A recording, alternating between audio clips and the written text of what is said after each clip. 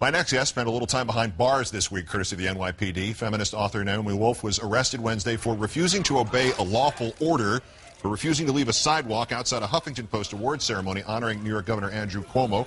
She, of course, is also the co-founder of the American Freedom Campaign, author of the book Give Me Liberty, and was a guest on the very first NewsHour I ever did, which was just a few years ago this month. And Naomi Wolf joins me now. It's good to see you. It's good to be out and to see you. It's good to be out. Did you ever anticipate saying that in this sort of, we've assumed this era is the non-protest, non-argumentative, docile American public time? I think people would have voted, if we had to vote on this 2 months ago, people would have said, yeah, that's a pretty good description. Would you have anticipated ever saying, I just got out after my arrest during a protest?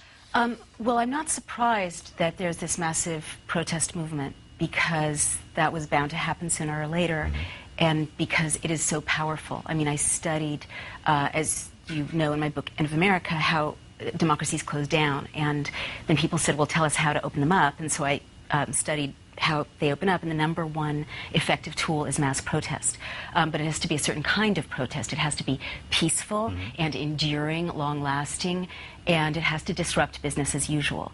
So now that people have begun to show up, they're starting to wake up and realize that they're acting like Americans. This is what the founders intended us to do. It's not optional. The founders didn't say you have a right to protest. They said you have an obligation. When your representatives are not listening to you, you have an obligation. And they put the First Amendment first. It's the most important obligation. Everything else follows from that, to peacefully assemble and petition government for redress of grievances. That doesn't surprise me.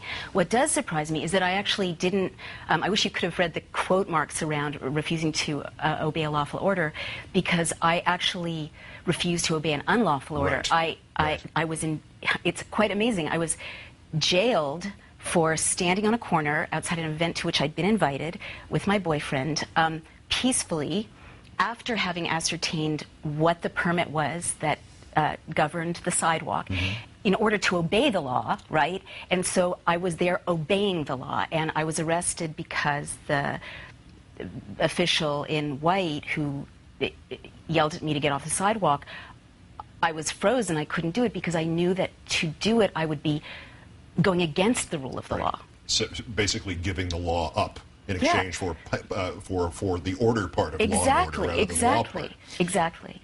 Did the Department of Homeland Security have anything to do with this? Well, I have no idea if they had anything to do with this phalanx of 30 or 40 police officers surrounding me and my partner and taking us in when we were peacefully not breaking any laws on the sidewalk. But I do know that something very disturbing happened after we were put into a police van. We were supposed to be taken to the first precinct, and that's the one that sort of governs what happens on Hudson Street where we were arrested. Right. But they got a call that the protesters had gone to the first precinct with the lawyers of the National Lawyers Guild, who were going to help us and meet us and represent us. And so they the police detoured across town to the 7th precinct and misled the protesters about our whereabouts, which is very disturbing, because in America, prisoners, even for a little while, are not supposed to be unaccountable. Disappear. Even more disturbing, we learned that when the protesters arrived at Erickson Street, where the First Amendment, what a slip, where the first precinct is, it was blocked off, and they said, what's going on? They didn't let any protesters or lawyers through, but they let people in business suits through.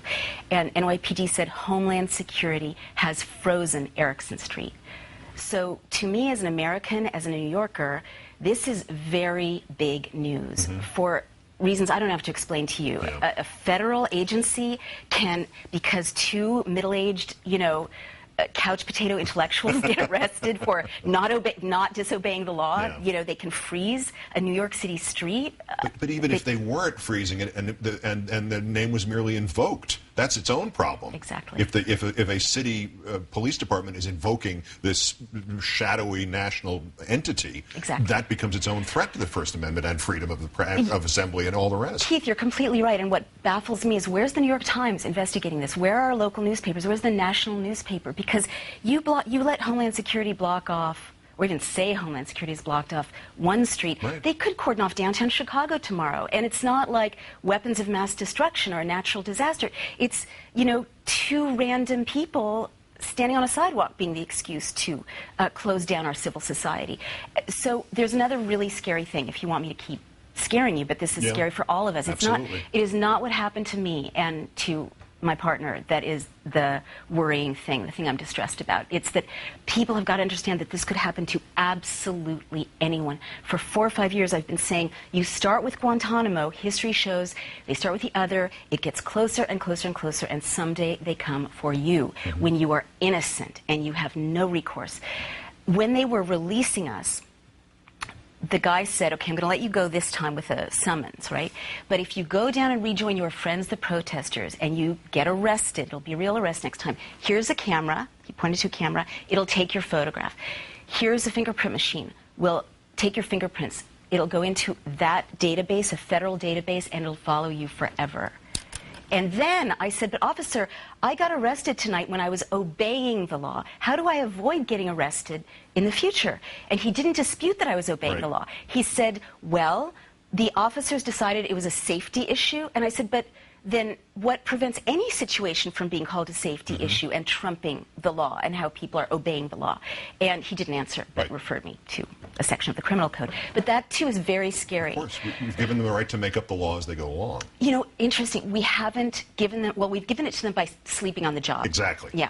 But there's something I really also want everybody to understand, which is why, like you did this amazing montage of here people in this public park being told you can't put up tents. Here's the mayor saying, well, I want to strike a balance, as if it's up to them, right? This is what's happened. In the last 30 years, because the mass protest of the 70s, the moratorium, you know, the workers' rights, you know, the free speech movement was very effective, right? Big mass public protests. The civil rights movement, all of those protests are illegal now. Why? Because the powers that be realized this is a powerful tool.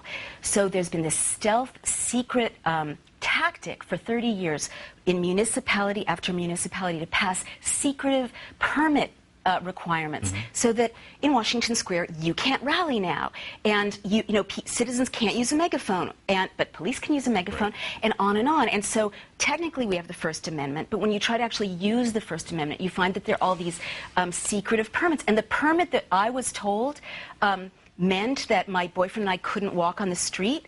I looked it up because I'm a reporter. It's a permit that obliges the event holders to allow people to walk on the street. So they just made it up and arrested us.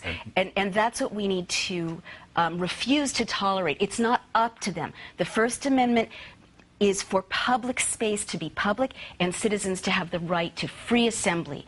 And again, it's not does the mayor let us? We have to take back that right. We have to, you know, absolutely wipe out these stealthy and really evil over permiticizations of our free speech. And that's why they're there. Naomi Wolf, great thanks. Great to see you. Thanks for coming in. The president says we're leaving Iraq. The right accuses him of failing there. Neither is true. Why no one will acknowledge that earlier this week the Iraqis told us, get out. That's next. This is Countdown. Great.